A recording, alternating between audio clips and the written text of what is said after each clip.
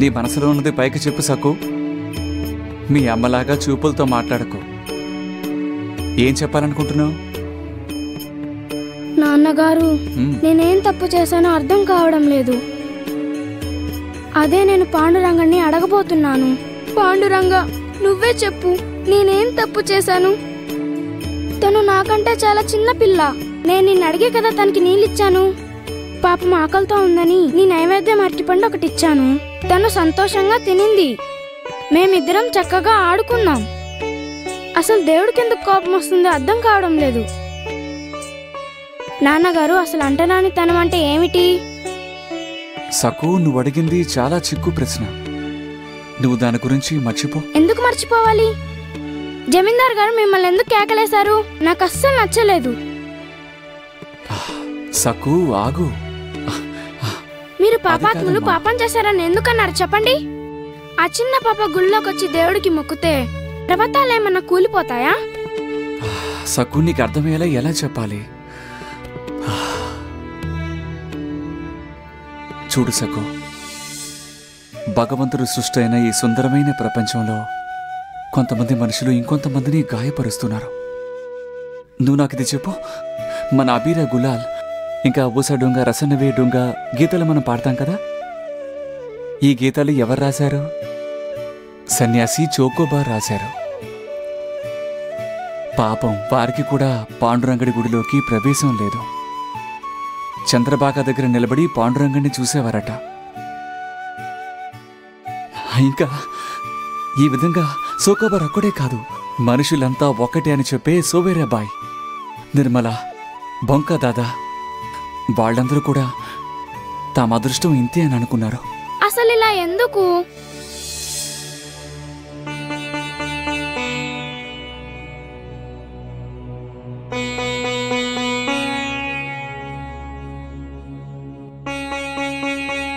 స్వార్థం, అబద్ధాలు ఇంకా అహంకారం, వీటి నుంచే పుట్టాయి జాతులు ఇంకా కులాలు. ఈ సమస్యల గురించి కనీసం కవితలైనా రాసుండాలి. కానీ ఎందరో మౌనంగా తరతరాలుగా ఈ సమస్యను ఎదుర్కొంటూనే ఉన్నారు. విధానుకొని బతుకుతున్నారు. మానవుల మధ్య ఉన్న ఈ అంతరాలు ఎప్పుడు తొలగుతాయో ఎవరికి తెలుసు?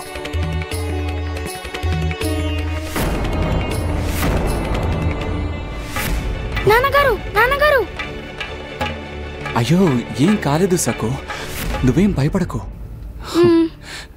చూడు, ఇప్పుడు చీకటిగా ఉంది, కానీ ఆ పాండురంగడి కృప వల్ల తప్పక వెలుగొస్తుంది. కుల విద్వేషాలు కూడా నశిస్తాయి. ఆ రోజు ఎంతో దూరంలో లేదో అప్పుడు ప్రతి ఒక్కరూ ఆ పాండురంగడిని వేణుళ్ళ పొగుడుతారు.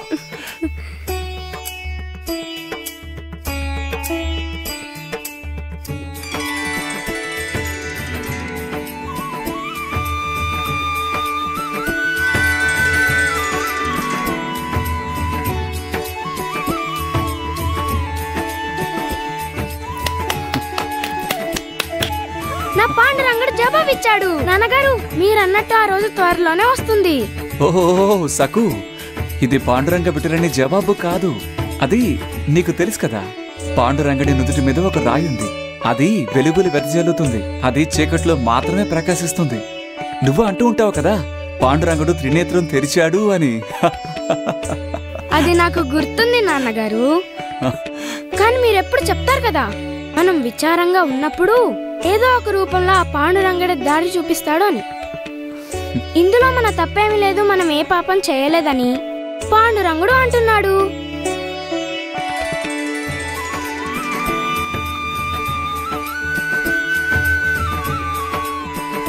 నిజమే సకు, మనం ఎటువంటి పాపమూ చేయలేదు. ఈ వెలుగు మనకి తోడు నీడగా ఉంటే ఈ ప్రపంచంలో మనం ఎవరిని చూసి భయపడక్కర్లేదు.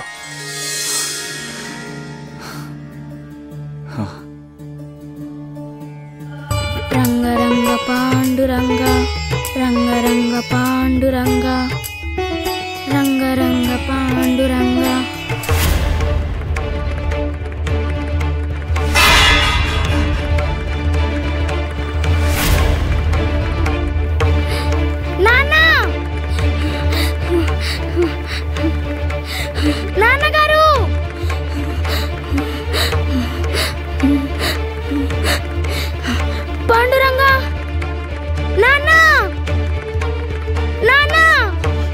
సకు నాన్నగారు సకు సకు సకు ఏంటి ఏమైంది?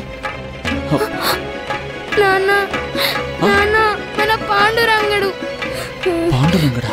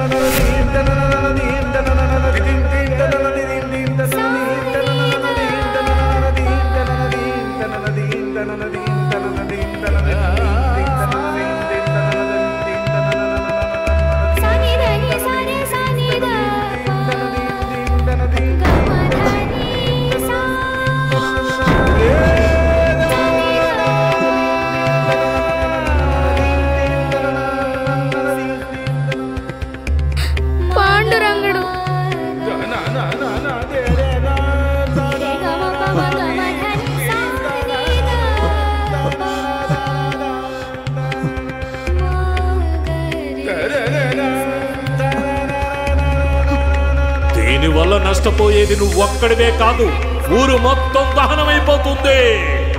ఈ ఊరు భస్మీపటలమైపోతుంది.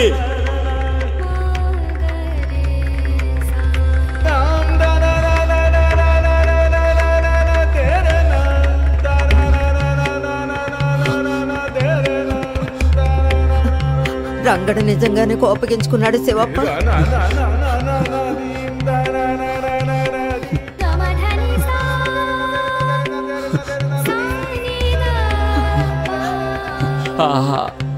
అలా ఎలా పాండురంగుడు మనల్ని వదిలి వెళ్ళిపోతాడు? ఇక్కడే ఉంటాడు, ఇక్కడే ఎక్కడో ఉంటాడు.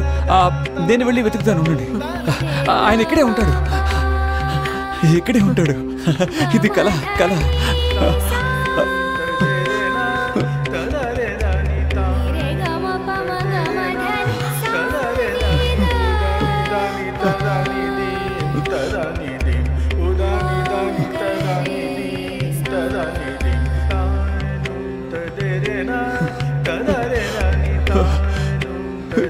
da